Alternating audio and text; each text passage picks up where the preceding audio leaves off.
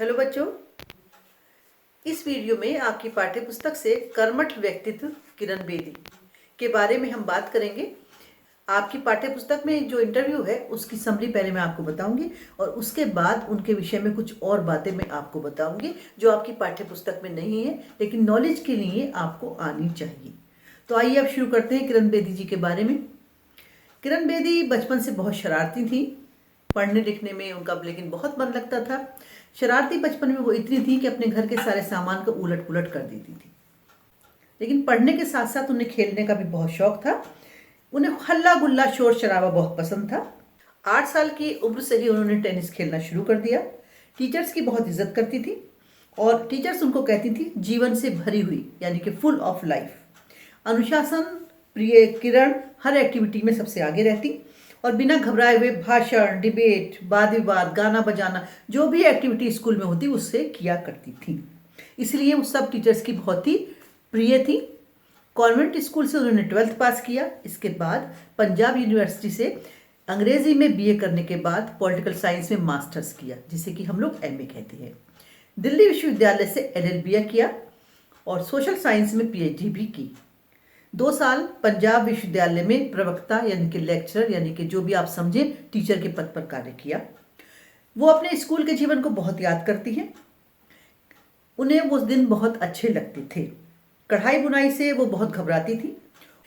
सिलाई कढ़ाई के लिए उनकी नानी और उनकी दीदी उन्हें बहुत डांटती थी, लेकिन कभी कभी दीदी उन्हें कमरे में बंद कर देती थी, लेकिन किसी न किसी तरह वो कमरे से बाहर आ जाती थी।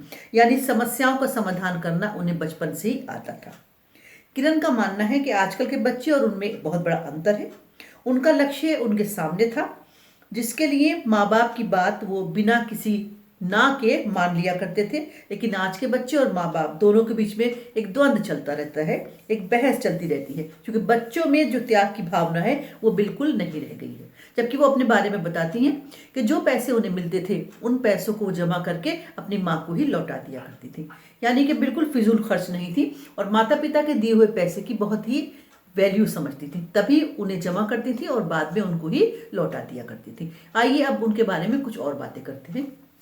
बड़ी हैरत होती है ये जानकर के किरण बेदी जैसे व्यक्तित्व के घर में या किरण बेदी जैसी महिला के घर में टीवी उनके बचपन में नहीं था। समाचार वो लोग रेडियो से सुनते थे और पिताजी उन्हें पेपर रोज पढ़ने को देते थे। पेपर यानी कि समाचार पत्र। और पिताजी का आदेश था कि जो उसमें संपादकीय यानी कि एडिटोरियल निकलता है उसका उन्हें अनुवाद करना है। तो वो सब मिलकर उसका अनुवाद करते थे। सब से मेरा मतलब है वो 4 बहनें थी और उनका नंबर दूसरा था। वो लोग उसका अनुवाद करते और अनुवाद करने के लिए डिक्शनरी और शब्दकोश की सहायता लिया करते थे।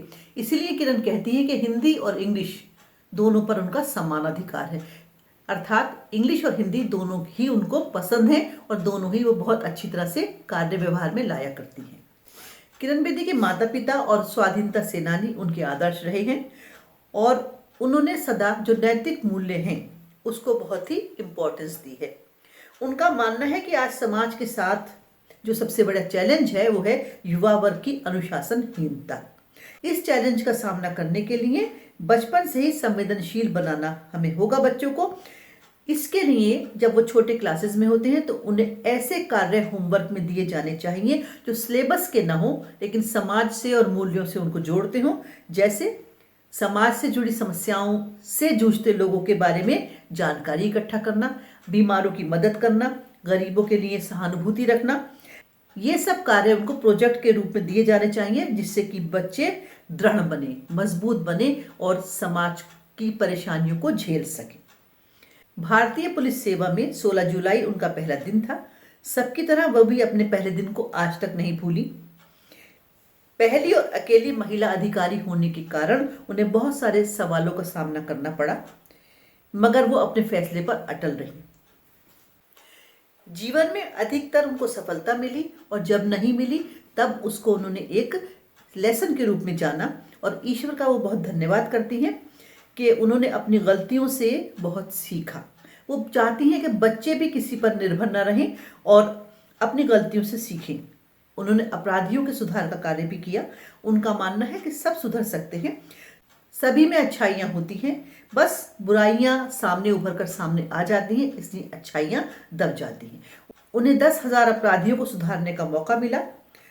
उन्होंने कहा 10,000 क्या 10 लाख भी मिले तो उन्हें भी एक जैसा चला सकती हैं, क्योंकि वो जानती हैं कि जेल आश्रम में कैसे बदली जा सकती है। उन्होंने बहुत बड़े बड़े काम किए हैं। एशियाई खेलों के समय यातायात व्यवस्था को सुधारने के लिए विभाग की सारी क्रेन्स उन्होंने लगा दी थी।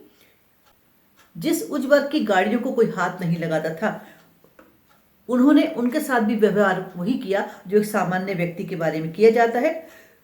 पूर्व प्रधानमंत्री श्रीमती गांधी की गाड़ी भी एक बार इसी चपेट में आ गई थी।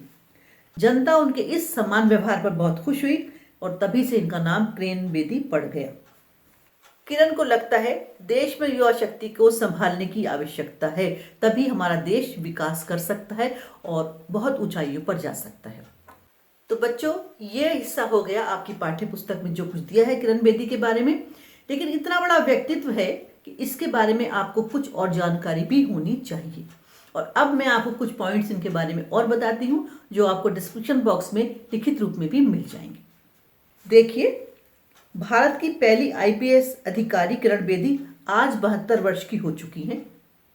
उनका जन्म 1949 में पंजाब के अमृतसर शहर में हुआ था। मां प्रेमलता और पिता प्रकाश लाल की दूसरे नंबर की बेटी हैं वो। किरण बेदी बचपन में ही प्रतिभा संपन्न थी और कभी भी अपने को लड़कों से कम नहीं समझा। 1970 से 1972 तक खालसा कॉलेज में पॉलिटिकल साइंस के प्रवक्ता के रूप में उन्होंने काम किया और अपना कैरियर आरंभ भी यहीं से किया। जुलाई 1972 को भारतीय पुलिस सेवा में सम्मिलित हो गई। किरण बेदी के नाम से फेमस किरण बेदी समाज को सकारात्मक परिवर्तन की राह दिखाती हैं। डॉक्टर बेदी भारतीय पुलिस सेवा की प्रथम वरिष्ठ महिला अधिकारी रह चुकी हैं। भारतीय पुलिस सेवा में कई विशेष निर्णय जैसे नशीले पदार्थों का नियंत्रण, यातायात प्रबंधन और वीआईपी सुरक्षा उन्होंने लिए। 1993 से 1995 तक निरीक्षण कारागार तिहाड़ जेल में जनरल के रूप में कार्य किया। जेल सुधार में कार्यों के लिए उन्हें 1994 में रमन मैग्सेसे पुरस्कार, एशिया का नोबेल पुरस्कार जो कहलाता है, मिला।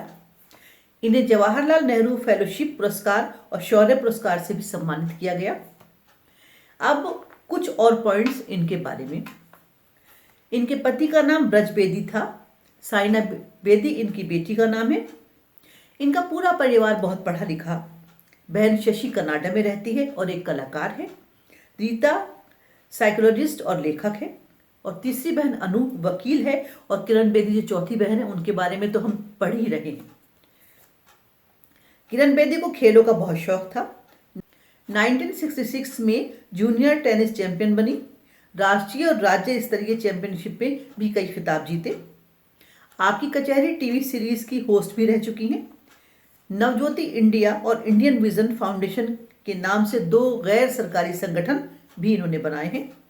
2003 में पहली भारतीय महिला बनी जिन्हें संयुक्त राष्ट्र में महासचिव के पुलिस सलाहकार के रूप में नियुक्त किया गया। किरण बेदी ने किताबें भी लिखी हैं। 2007 में सरकारी सेवा से रिटायरमेंट ले लिया और पांडिचेरी के उपराज्यपाल के पद पर आसीन हुई। आईपीएस बनकर दिल्ली, गोवा और मिजोरम की सेवा की। युवाओं के लिए उनका संदेश है कि मन में शांति रखें, अधिकारों के लिए खड़े हों और ईमानदार बने, समस्या का समाधान करना भी सीखें। किरण बेदी को बहुत सारे पुरस्कार और प्रशंसा मिली। ये सब उनकी कठिन मेहनत का नतीजा है और दूसरों के लिए और खासकर लड़कियों के लिए एक प्रेरणा स्रोत भी है कि किस प्रकार से एक लड़की कहाँ से कहाँ पहुँच गई। माता पिता का सपोर्ट, घर का वातावरण और टीचर्स का आशीर्वाद सदा जिसके साथ रहा और जिसने अपने आप को ही साबित कर दिया कि लड़कियां भी किसी से कम नहीं होती। तो मेरे प्यारे बच्चों, ये आपका पाठ हो गया कर्मठ व्यक्तित्व किरण बेदी। किरण बेदी जैसे लोगों के बारे में हमें सबको और खासकर महिलाओं को, लड़कियों को जानना चाहिए क्योंकि वो हम सबका एक नेतृत्व सा करती हैं। चैनल को सब्सक्राइब करिए और शेयर और लाइक ज़रूर करते रहिएगा। Thank you.